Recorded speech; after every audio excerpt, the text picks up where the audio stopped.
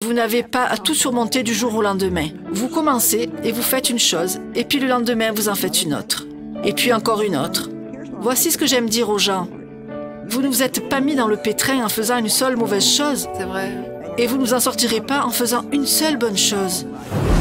Eh bien, vous savez, je pense que pour pouvoir parler d'une réussite et de ce qu'il faut, de ce qui est vraiment nécessaire, il faut avoir fait quelque chose pendant un certain temps. Donc oui, à ce stade, depuis plus de 42 ans, j'enseigne la parole de Dieu et j'ai commencé dans le sous-sol de ma maison. Maintenant, j'ai un bâtiment incroyable, entièrement payé et des bureaux dans le monde entier.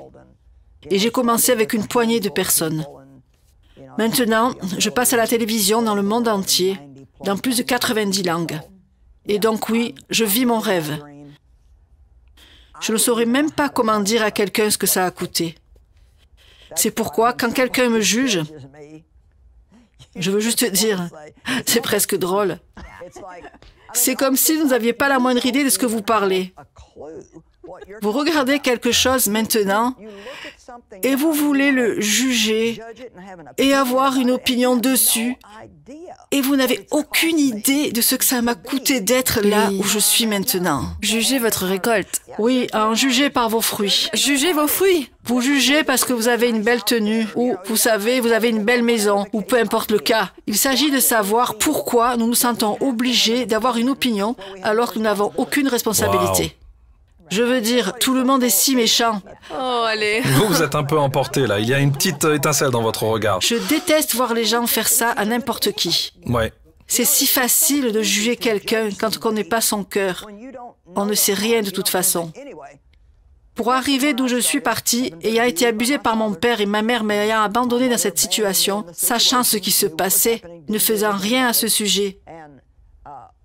Et quand vous parlez de, vous savez, faire confiance à Dieu, je suis née de nouveau quand j'avais 9 ans. J'ai reçu le Christ dans une petite église. Quand je me suis faufilée à l'église avec des proches, parce que mon père n'allait pas à l'église, et j'ai prié pour que Dieu me délivre et me sorte de cette situation. Mais il ne l'a pas fait. Il ne m'a pas fait sortir de là. Et le fait est que, vous savez, Dieu donne de l'autorité aux gens. Et ma mère et mon père avaient autorité. Et tant qu'ils n'allaient pas prendre les bonnes décisions, Dieu laisse le choix aux gens. Ils n'ont pas pris la bonne décision. Quand j'ai eu l'âge de faire mes choix et de mettre ma confiance en Dieu, alors personne ne pouvait m'empêcher de remporter la victoire, parce que je faisais mes propres choix. Et c'est tellement important pour les gens qui souffrent de se souvenir de cela. Vous savez, en ce moment, vous êtes peut-être dans une situation à laquelle vous ne pouvez rien faire. Mais écoutez, quand vous commencez à faire les bons choix et à faire systématiquement ce que Dieu veut que vous fassiez, vous êtes sur le chemin de l'ascension. Et je pense que chaque fois que tu veux réussir, tu dois avoir de la constance. Vous savez, je crois cela. Je veux dire que j'ai fait des milliers et des milliers de réunions. Je me souviens d'une réunion où nous étions 9 personnes.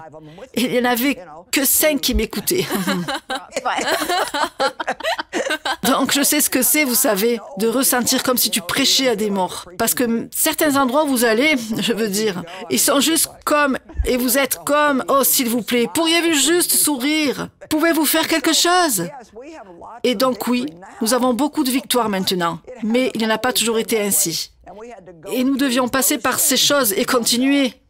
Je vous ai eu, Matt. Ouais, je suis un petit peu titillé, mais vas-y, je vais me détendre.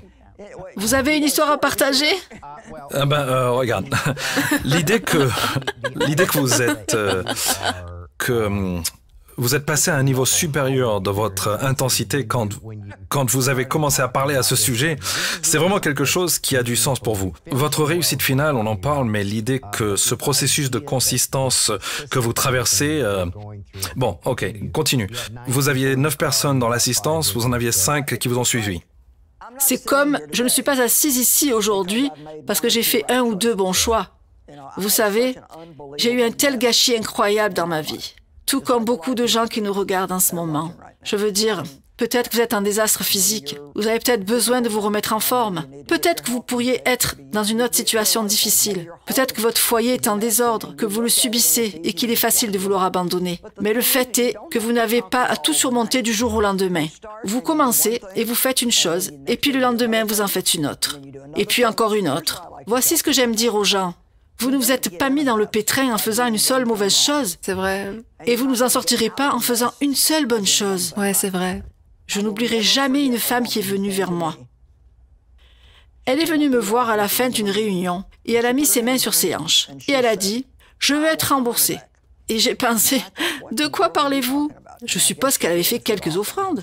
Et elle a dit, « Je veux mon argent. » J'ai dit, « Chérie, de quoi tu parles ?» Elle a dit, « Je fais ce que vous dites depuis 2 semaines et rien n'a changé. » Je pensais que tu étais pauvre. Vous n'avez aucune idée de ce que cela va prendre, mais ce n'est pas que tout soit facile. Vous savez, Dieu ne nous demande jamais plus que ce que nous pouvons supporter. Je veux juste que les gens comprennent que vous ne pouvez pas remporter la victoire, vous ne pouvez rien finir si vous abandonnez quand ça devient un peu difficile. Plutôt que de vous juger ou de vous critiquer, il y a des gens dont vous vous attendiez à être là pour vous et qui vous abandonnent au moment où vous en aviez vraiment besoin. Nous allons passer par ces choses. Il y a des choses que Jésus a faites pour nous et que nous n'aurons plus jamais à faire. Heureusement, nous n'avons jamais à payer pour nos propres péchés. Il s'occupe de ça. Mais s'il a été rejeté, nous serons rejetés. Il a dit que s'il me détestait, il vous détesterait. Cela fait donc partie du processus qui mène de l'endroit où l'on commence à celui où l'on finit. Vous savez, le problème, c'est que les gens que vous voudriez voir heureux pour vous quand vous réussissez ne le sont pas toujours. Plusieurs fois, ils sont simplement jaloux. Je veux dire, c'est souvent une chose que l'on découvre à la fin. Ils sont juste jaloux. Et ils veulent que vous avez, mais ils ne veulent pas faire ce que vous avez fait pour l'obtenir. Shalom, j'espère que vous avez aimé cette vidéo. Abonnez-vous pour ne pas rater nos programmes. Merci de faire partie de notre famille TBN. Que Dieu vous bénisse. Shalom de Jérusalem.